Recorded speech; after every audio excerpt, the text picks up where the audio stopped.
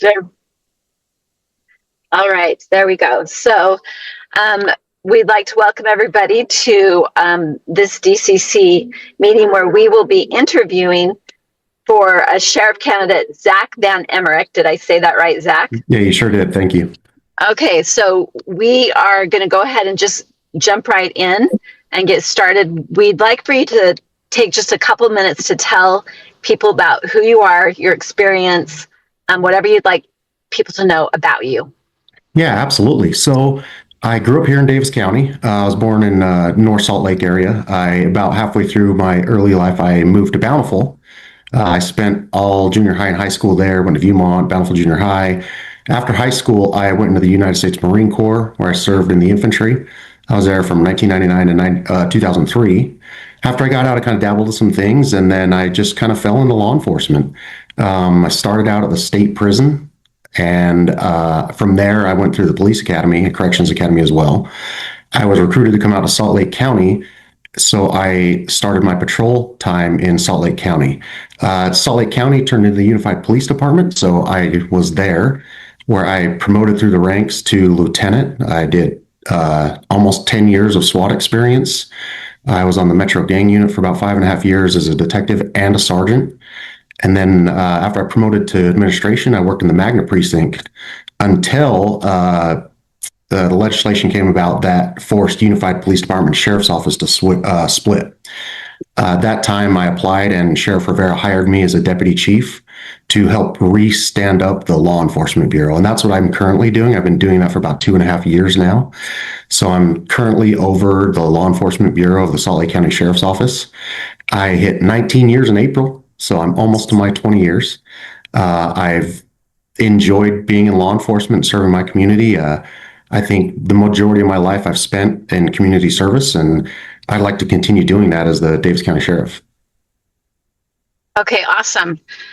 Did you tell us you have children? Are you? Yeah. Sorry. I know I kind of talk about my professional life, but yes, I have two sons, 17 and 11.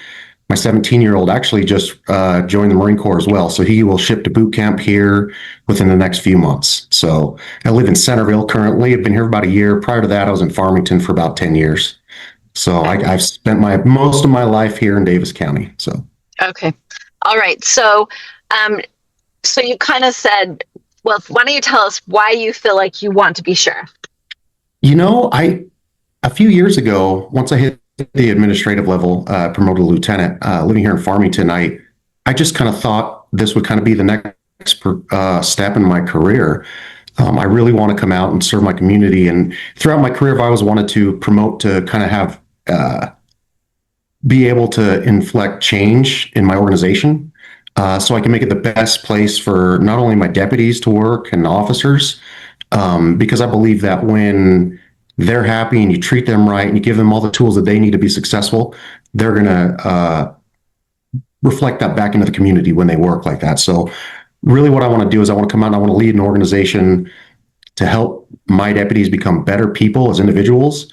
And so that will serve the community better. And that's really kind of what I want to do. I want to inflect my change and kind of bring the sheriff's office in a direction to be community oriented. Okay, thank you.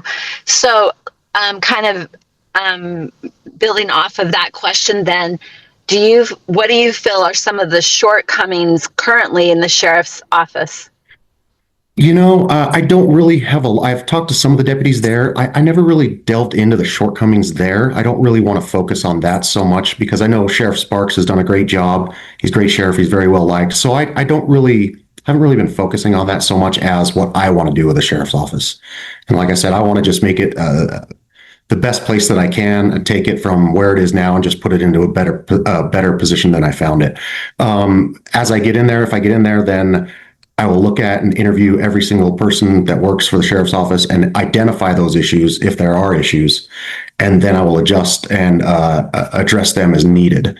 So being kind of an outsider is a little bit different because I don't know exactly what the issues are. But once I were to get into office, I would identify those and do what I can to make it better. And whether it be more efficient, whether it be redirecting the focus of the organization to a more community friendly law enforcement model or just leadership issues, whatever the case may be, that would be my job, is to make it the best I can make it. So, like I said, I'd hate to preface it, but I don't know exactly what the internal issues are. As far as the external issues from a community standpoint, I really want to make sure that the deputies are seen as community oriented and that they're approachable and that the citizens really want to engage with deputies, as opposed to, nationally, there's some really, really poor perceptions of law enforcement that I'd like to make sure that doesn't happen here. I know we're pretty lucky here. We really haven't faced that on some of the bigger issues that they're facing nationally. So I just want to continue to make sure that we are seen as a part of the community and that people respect us and want to engage with us. Okay, so I'm going to ask you one more question, but I want to kind of ask you to keep your answers a little bit succinct because we only have 20 minutes and we want to be able to, I want you to answer how you want to answer, but just kind of keep that in mind. Okay, with my last question, and I'll turn it over to some of my colleagues, is so a sheriff is considered a constitutional officer. What does that mean to you? That means to me to follow the Constitution. I believe in the Constitution my entire life. I've put my life on the line for the Constitution, and I will do everything I can to support and defend the Constitution and maintain it the way it is. I'm a very, very firm believer of our Constitution. I believe it's what gives us our rights, and I don't want to see that impeded.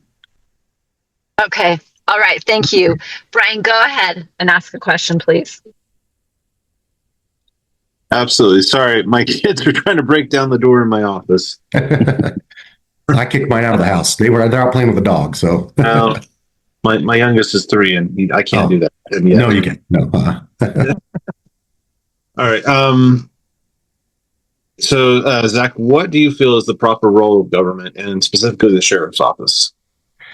With government, and I think I like to see less is more. I think the government is here to support and keep our people safe and provide the infrastructure that it needs to survive as a society. So I don't like a lot of government impeding on my daily life. So I like to see less government. As far as the sheriff's office goes, really just to uphold the Constitution and protect the citizens' rights. That's what I see the sheriff's office sole purpose is. Okay. And kind of touching back to the questions Tina asked and your response to them, how do you see the sheriff's office being more community involved? You were touching on that a couple of times.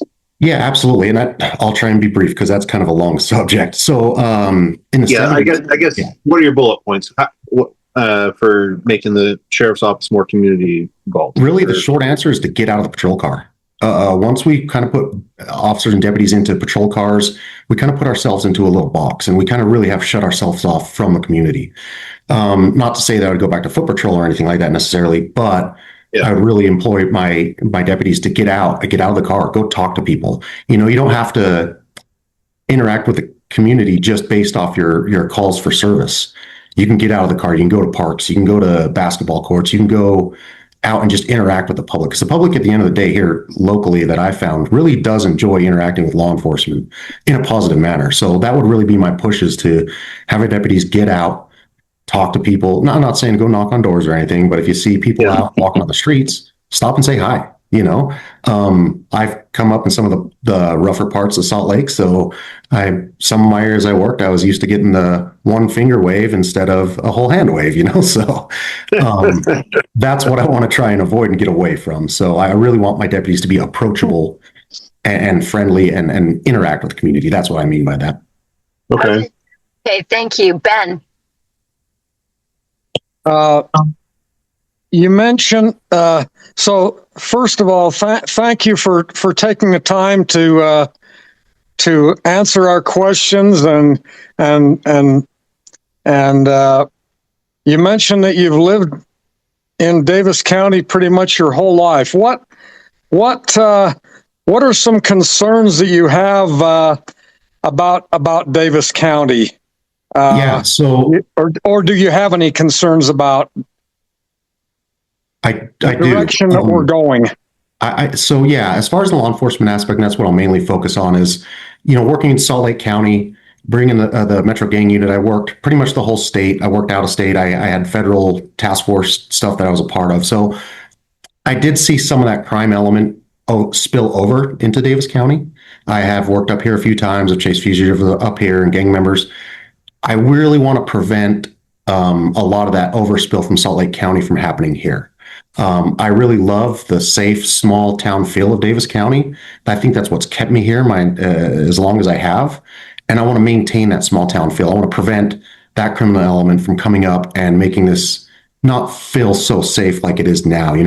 I like to say, I joke with a lot of my friends and who lived in other counties and stuff like that, that when I was in Farmington, it's like Mayberry, right? Like I felt comfortable leaving my doors unlocked. Not that I necessarily did that, but I felt okay doing that. I want that sense of safety to continue on in Davis County. That's really what the focus of law enforcement is. And I just don't want it to become, see some of the issues that you're seeing in Salt Lake County with the property crimes and violent crimes. I want to prevent that from happening here so we can keep this small town feel. Okay. Ben, did you ask one or two? Okay, I think it's Richard now. Okay. Zach, thank you for your service. I read your bio. I thought it was pretty impressive.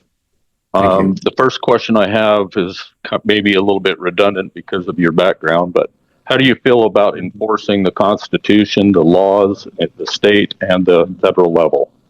Yeah, absolutely. Like I said, and kind of to your point, that's what I've spent my entire life doing. And I'm very passionate about that. I'm willing, and I have been willing in the past, to give my life for our country. And not to say that the Constitution as well, federal and state. I believe we're going in a good direction now nationally, and I want to see that continue. So. Yeah, and you made an allusion to what's going on nationally, and I want to follow up with that a little bit. Sure. We have problems right now with a lot of people not supporting ICE and trying to fulfill their responsibility to enforce the law. Mm-hmm. We have law enforcement agencies that are basically saying, we're not going to help you, ICE, you're on your own. What is your stand on that? If ICE needs your help to enforce state and federal law, would you support them? Absolutely, 100%. And to your point, nationally, it really truly disgusts me when a law enforcement agency will not back another law enforcement agency. We're all in the same fight, and we have to stand up for each other. We have to back each other up. I do believe in ICE out there enforcing federal immigration law, and I support it 100%. As far as a jail goes, I know in Davis County Jail, they house federal inmates. Now, the tricky part with just civil detainees for immigration, they got to be treated a little differently. And this is something we're working with in Salt Lake County. So I think the federal government needs to kind of put up a little more funding to train our deputies, and also if they need to have a separate housing area for detainees, because there's a different standard of living for immigration detainees as opposed to criminal detainees. So I think to house them, the federal government needs to put up a little bit of money so we can either train our deputies to the different level of standard of life for them. If not, then it's going to be a little harder to house them. That's kind of the issue that we face in Salt Lake County. And I think Davis County is kind of in the same boat. But that being said, as a head of a jail, it doesn't matter you're here illegally, legally, it doesn't matter. You commit a crime, you're going to go to jail. That's really, at the end of the day, the last resort. So I'm in fully support of ICE. Just like I said, if we get in there and it becomes an issue, the federal government does need to put some money up to help address some of the standards of life issues if they don't have criminal charges. If they have criminal charges, obviously it's a little different. We detain them and treat them like everybody else. Mm-hmm. With just a civil immigration detention, that's something we'd have to address. But I'm all about it, 100%. Okay. And go ahead, Tina. Go ahead, Richard, and then I'm going to let Ben ask another one. Okay, just to summarize, I have my own definition on this. You talked about hardened criminals, and then you have people that are just here illegally. Mm-hmm. Both have broken the law. Yeah. Is that how you see it as well? Yeah, absolutely. I see it as breaking our immigration law. Definitely, 100%. They are, at the very end of the day, they came over here illegally and they didn't do the way that we asked them to. So yes, at the end of the day, they are breaking the law. So I do agree with that for sure. Okay. Thank you, Zach. I appreciate you. Absolutely. All right, Ben. And you, Zach, your stand on the Second Amendment. I mean, I probably already know the answer to this, but we'll just put it out there so that you can, tell us what your stand on the Second Amendment is. Sure, 100%. Shall not be infringed. I think that's pretty clear.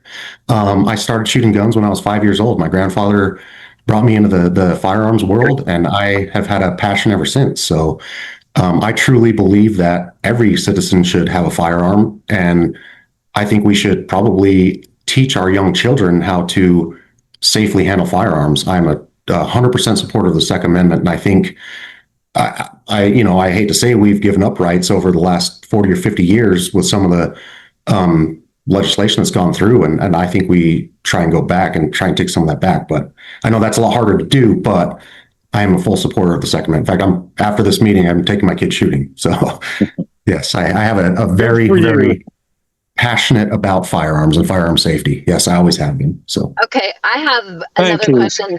Yeah. Thanks, Ben. I have another question that I'd like to ask. As the only elected law enforcement officer, what do you think your responsibility is regarding unconstitutional overreach of other government or private entities?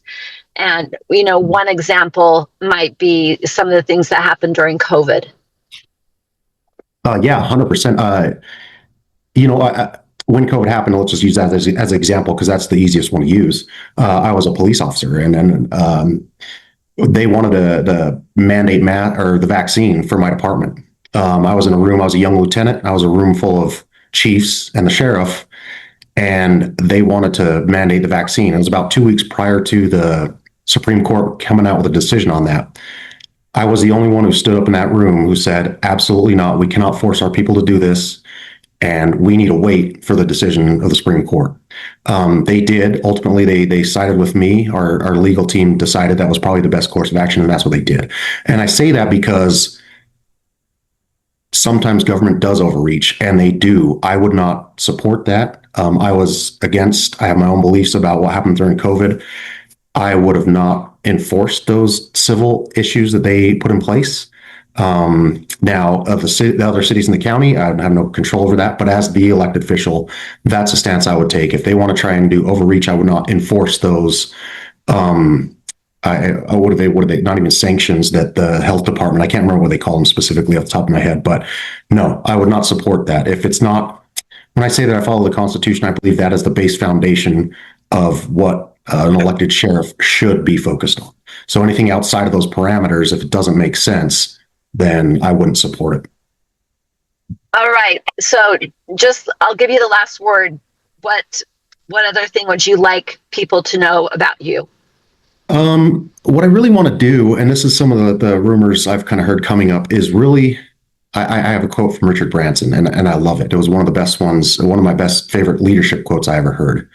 I want to give people the tools that they need to succeed and move on, but I want to treat them good enough that they don't leave. And I say that because when your people internally are happy and you treat them right, you treat them well, they don't leave, and it fosters a family culture. And that's what I want to bring to the sheriff's office. I'm going to bring that family culture here, and that in turn will reflect the deputy's treatment of the community. And I think that's the big focus here, is that community engagement. And I want to bring the community closer together with the sheriff's office.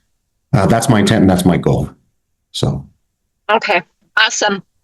Well, our time's up, and we've got our next candidate on the line. So thank you so much, Zach, for spending a few minutes with us today. We wish you the best. Oh, thanks, everybody. I appreciate it. And we'd love to invite you to our events. So, yes, please do. I'm happy to show up, and thank you for having me. I really appreciate it.